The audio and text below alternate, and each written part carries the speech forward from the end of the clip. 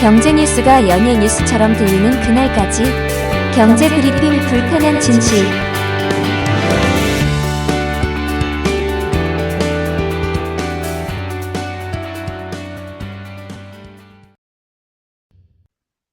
너 책임이야. 내 책임은 아니야.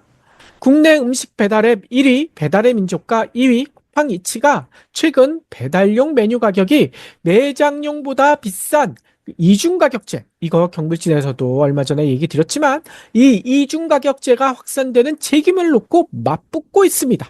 같은 메뉴라도 배달 주문을 할 경우 매장에서 먹을 때보다 비싼 가격을 내야 하잖아요. 그래서 소비자들 속았다. 이게 말이 돼? 불만이 매우 높기 때문인데요. 서로가 아이고 이거 내가 확산시킨 거 아니에요, 상대방 탓을 하고 있다고 합니다.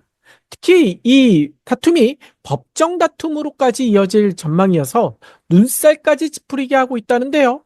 아니 이러는 사이에 정작 중요한 사실은 묻히고 있다고 하더라고요. 도대체 그게 뭘까요?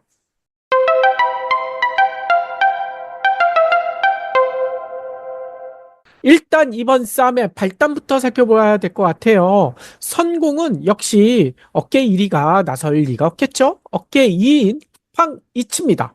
쿠팡이츠가 지난 24일 입장문을 통해 쿠팡 와우 멤버십을 이용하는 소비자들의 무료 배달비는 모두 자사, 그러니까 쿠팡이 부담하고 있다. 업주에게는 어떠한 부담도 전가하지 않는다. 이렇게 설명을 했거든요. 왜 이런 설명을 했을까? 이 멤버십인 와우 회원에게 제공하는 무료 배달 혜택은 고객 배달비 전액을 쿠팡이츠가 부담하며 업주에게는 어떠한 부담도 전가하지 않는다. 그런데 타사, 여기에서 직접적인 언급은 안 했지만 배민이겠죠. 이 배민은 요금제 변경, 포장 수수료 유료와 중개 수수료 인상 및 고객 배달비 업주 부담, 이런 것 등으로 무료 배달에 대한 비용을 외식업주와 소비자들에게 전가하고 있다는 지적이 제기되고 있다. 이렇게 지적하더라고요. 한마디로 지금 논란이 불거지고 있는 이중가격제, 이 확산의 주범은 우리가 아니다, 바로 배민이다. 이렇게 주장한 것이죠. 아니 이런 소리를 듣고 가만히 있을 배민이 아니겠죠. 이 배민의 운영사 우아한 형제들은 바로 다음 날인 25일 설명 자료까지 냈더라고요. 그래서 쿠팡이츠의 주장에 정면으로 반박했는데요. 배민은 왜곡된 자료로 여론을 호도해 유감이다. 법적 대응까지 검토할 수 있다. 이렇게 강경하게 나오더라고요. 그러면서 이런 얘기까지 합니다. 쿠팡이츠가 배민 배달과 가게 배달을 섞어 사실을 왜곡하고 있다라고 주장하고 있어요. 아니 도대체 그렇게 주장하는 근거가 뭘까요? 배민의 배달 서비스는 크게 두 종류로 나뉠 수가 있대요. 근데 배민 소속 라이더가 배달을 하는 자체 배달 상품인 배민 배달, 그리고 음식점에서 자체적으로 배달을 수행하는 가게 배달, 이렇게 나뉜다는 거죠. 그런데 배민은요, 배민 배달의 경우 경쟁사, 그러니까 쿠팡이츠겠죠. 쿠팡이츠와 동일하게 고객 배달 팁을 당사에서, 그러니까 배민에서 부담하고 있다. 업주가 부담하는 중개 이용료는 9.8%, 업주 부담 배달비 2,900원. 이게 서울 기준인데요. 이거 모두 경쟁사와 동일하다. 우리만 비싸게 매기는 거 아니에요. 뭐 이런 얘기겠죠. 다만 쿠팡이츠에는 가게 배달이 없는데 이 경우에는 고객 배달비를 업주가 직접 설정하도록 돼 있다. 게다가 업주가 무료 배달을 선택할 경우 배달비를 건당 2,000원씩 배민에서 지원까지 하고 있다. 이렇게 항변을 합니다. 그러면서 이때 업주가 배민에 내는 중개 수수료는 6.8% 배민 배달보다 적다. 이렇게 강조하더라고요. 다만 배민 배달에 한해서 수수료를 올렸는데 이때 무료 배달 비용은 배민에서 부담하고 있으니 그렇게 부담이 높아진 것은 아니다. 이렇게 주장을 합니다. 또 가게 배달의 경우 무료 배달 비용은 업주가 부담하는 구조지만 배달비 2,000원씩 지원하지 않느냐. 그리고 중개 이용료도 3%포인트가 낮은 만큼 무료 배달 부담을 업주에게 전가하지 않는다. 이렇게 강조하더라고요. 그런데 이렇게 양측이 감정 싸움까지 하는 진짜 이유가 뭘까요?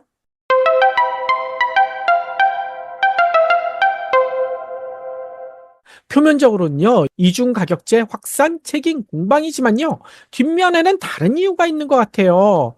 바로 1등 아니면 살아남을 수 없다. 이런 절박감이 아닐까. 이런 생각이 든다는 거죠.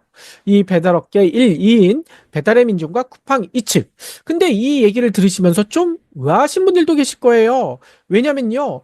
예전에 1, 2위는 배달민족 요기요였잖아요. 근데 요기요가 빠졌더라고요.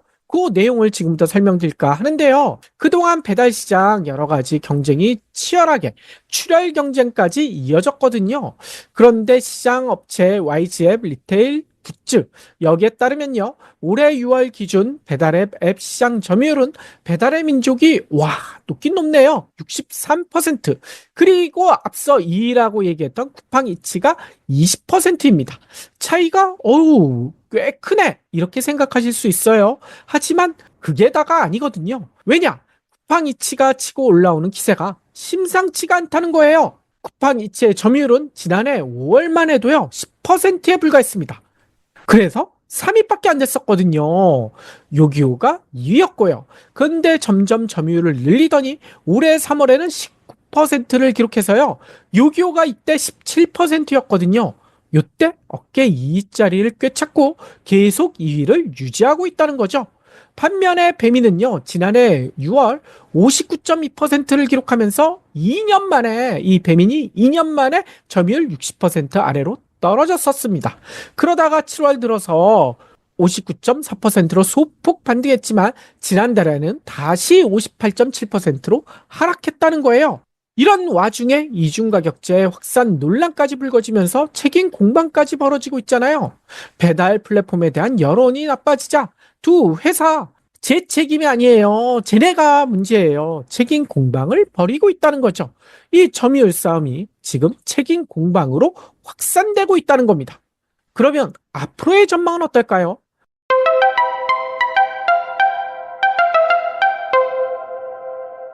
업계 1, 2위가 공정한 경쟁을 벌인다면 다들 박수를 보내겠죠. 가격도 깎아주고 배달비도 깎아주고 이 배달 노동자들도 보호해주고 소비자들에게도 많은 혜택을 돌려주고 자영업자들에게도 더 많은 이익을 나눠주고 이러면 문제가 없겠는데 지금 책임 공방만 하고 있잖아요.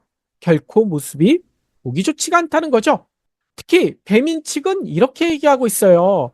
쿠팡 이츠가 추가 액션에 나서지 않는다면 우리는 더 이상은 대응하지 않을 방침이다. 아이고, 역시 업계 일이니까 계속 싸우는 거 아무래도 더 불리하겠죠. 발을 빼려고 합니다. 하지만요, 쿠팡 이츠 측은 싸움을 관둘 생각이 없어 보인다는 거예요. 배달의 민족이 지난달 중개 수수료를 올리면서 여론이 좋지 않자 쿠팡 이츠와 중개 수수료가 동일하다는 식으로 우리를 끌어들인 게 발단이다. 그러니 우리는 기분이 나쁘다. 아니, 왜 어깨 1위가 어깨 2위를 건드려? 뭐 이런 얘기겠죠. 자칫 감정 싸움이 더 격해질 가능성이 높다는 겁니다. 여기에 쿠팡 이츠는 이런 생각도 하는 것 같아요. 언더독 효과. 이거 설명드리지 않아도 다들 아시잖아요. 아무래도 일반인들은 약자를 응원하게 되잖아요. 이 효과도 노리는 것 같아요. 그래서 쿠팡이츠가 제시한 표를 보면 지난해 영업이익 항목을 적시해 자신들은 적자인데 배미는 수천억의 흑자다. 이런데도 얘네들 우리랑 싸우려고 하고 있어요. 이렇게 강조하고 있더라고요. 따라서 양사의 감정 싸움이 장기전이 될 가능성이 매우 높아 보인다는 거죠. 이런 모습에 대해 업계 관계자는 이렇게 얘기하더라고요. 두 회사 모두 서로에게 쌓인 게 많을 것이다. 배민은 배민대로, 쿠팡이츠는 쿠팡이츠대로 상대방에 대해서 감정의 골이 깊어질 대로 깊어졌다라는 얘기겠죠. 결국 둘 중 한 곳이 배달 시장을 평정할 때까지는 끝나지 않을 싸움이다. 이렇게 전망할 정도더라고요. 그런데요, 여기서 정작 중요한 것이 뭔지 이 질문을 드릴 수밖에 없을 것 같아요. 왜냐하면 양사의 싸움에서 중요한 것이 빠져 있거든요.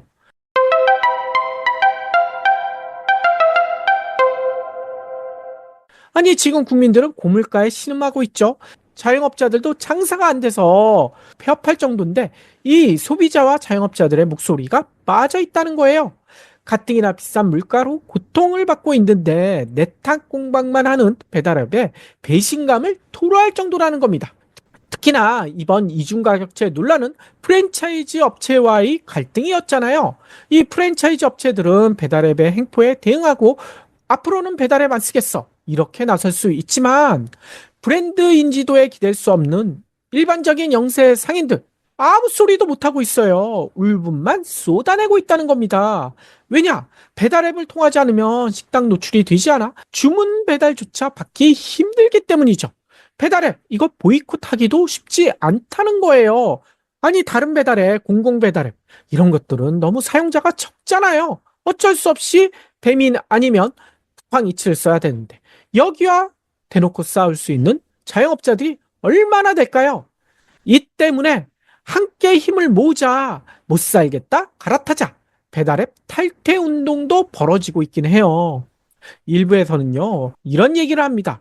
100만 원을 벌면 20만 원 이상을 배달앱에게 가져다 바쳐야 하는 상황인데 장사를 지속하는 것은 아무 의미 없다.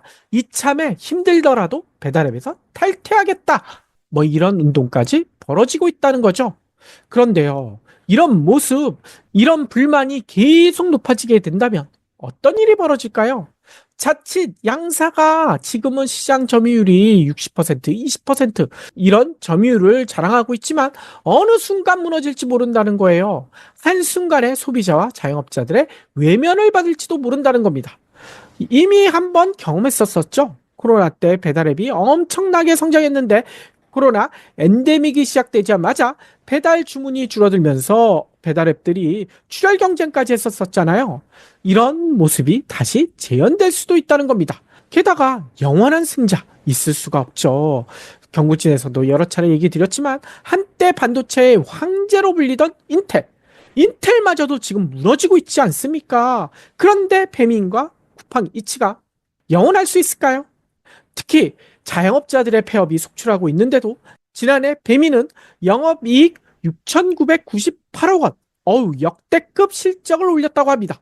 그런데 여기서 더 황당한 거, 이 배민이 독일 기업에 팔렸잖아요. 이 모 기업인 딜리버리 히어로는 배민 인수 이후 처음으로 4천억 원이 넘는 배당금을 지난해 가져갔다고 합니다.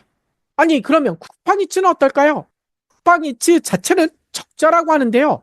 쿠팡이츠의 본사, 쿠팡, 지난해 6,174억 원의 엄청난 영업이익을 냈습니다. 아니, 7천억 원대, 6천억 원대 영업이익을 올렸으면, 아이고, 그동안에 두 업체가 성장하도록 도와준 우리 소비자들, 자영업자들 위해 뭔가 내놓는 것도 있어야 하지 않을까요? 꼼수가 아니라 진정한 상생을 내놓는 그런 모습이 있어야 될 것 같은데요.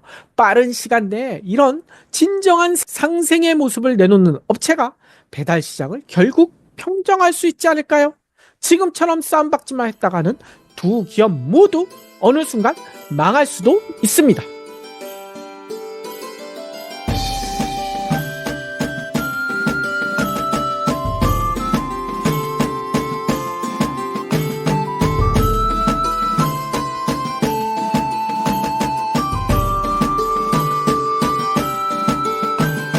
경불진 완주해주셔서 감사합니다. 하트 투척, 댓글 남기기, 링크 공유, 계좌 후원 등 경불진 두 PD에게 힘을 보태주세요. 더 좋은 내용으로 보답하겠습니다.